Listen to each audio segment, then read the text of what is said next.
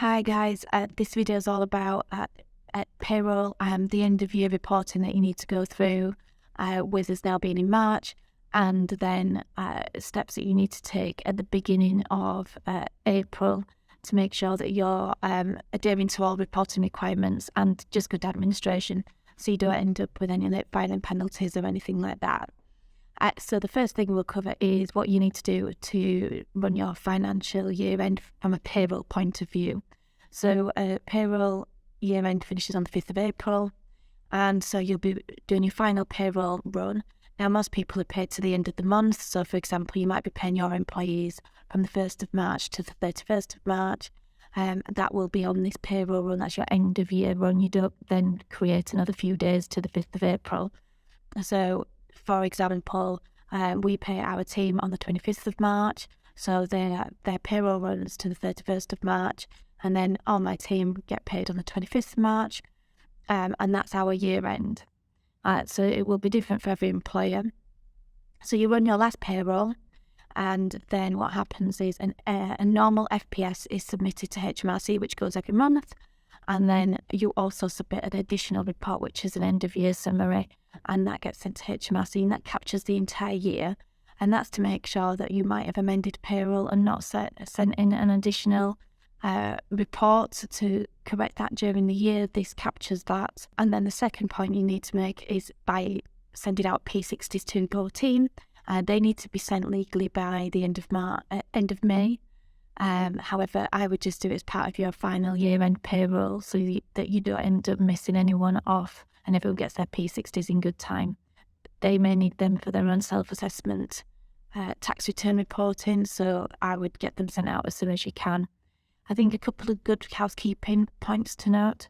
Make sure that you've got everything included on your March payroll or your final payroll. Make sure that you've got any leavers included on there, any new starters. Everything is captured, not sending it late to whoever prepares your payroll in April and then having to go back and amend everything. Make sure all holiday pay is on there and any deductions or other additions such as bonuses that should be reflected in this final payroll run. That's good housekeeping. That means that you don't have other issues and having to amend further with HMRC. So we've got that bit, a line drawn underneath it. We're ready to progress with next year's payroll. So there's a couple of things to think about there. From that point of view is taxable benefits. I'll touch upon that at the end because of other reporting requirements. But first things to note are that the national minimum wage increases from the 1st of April. So if you are paying employees on minimum wage, you need to ensure that those have been increased for your new financial year.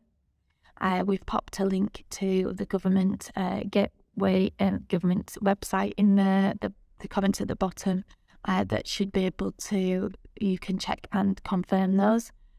And then the next thing you need to do is make sure that you check everyone's on your auto-enrollment pension scheme that qualifies for that and is eligible.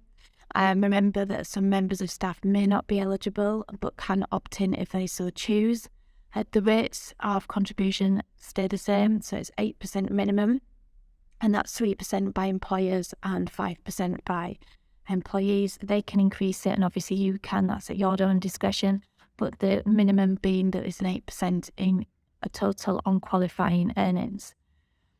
Now, jumping back to taxable benefits. So for the tax year end that's just finishing, the 5th of April, what you need to do for that is to ensure that you have collated details of all taxable benefits that employees have had for the year where they have not been included on payroll.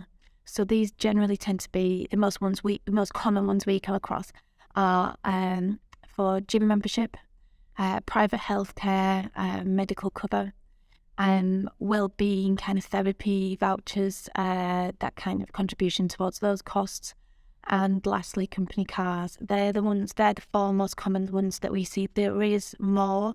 This list isn't exhaustive, should I say, but there is more taxable benefits. If you're not sure, speak to your accountant, they'll be able to clarify for you. And these need reporting to HMRC. So that's for the last financial year that's ending on the 5th of April. So you need to collect details of those, and they need reporting to HMRC via a P11D document. that needs to be submitted by the 6th of July. We're not going to go into details about that now. We'll put that on a separate video because it's something that's different, and I think we can talk more about taxable benefits. But the point I'm mentioning here now is that when you go into April, you need to report to HMRC as soon as possible if you're thinking about payrolling any future benefits. So for example, you may have someone that's got a company car. It might not have been included in payroll this year. They may have only started taking that company car on in, say, June. And therefore, you'll need to submit a P11D and report that. However, you can include it on payroll going forward, but you need to notify HMRC at the beginning of the tax year what you're going to be including on payroll benefits.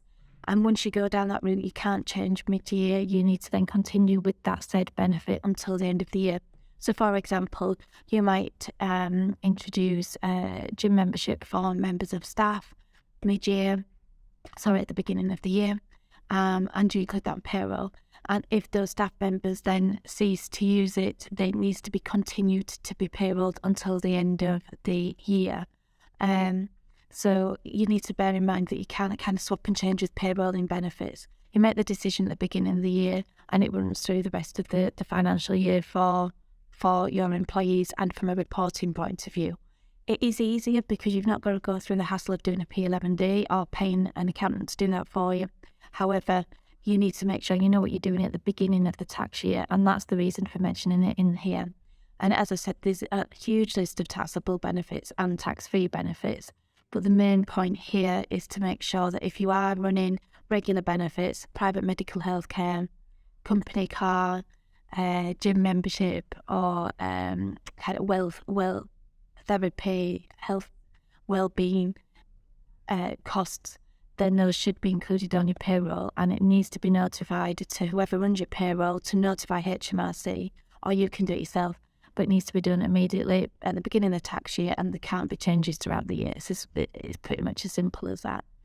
I hope that helps. It's quick and short on this week. And any queries, or if you need any advice, please get in touch. We can help you. We run payroll for lots of clients. We don't run payroll as a payroll bureau. You need to be a client for other services. But please do get in touch if that's what you're thinking about, looking for change or advice on that.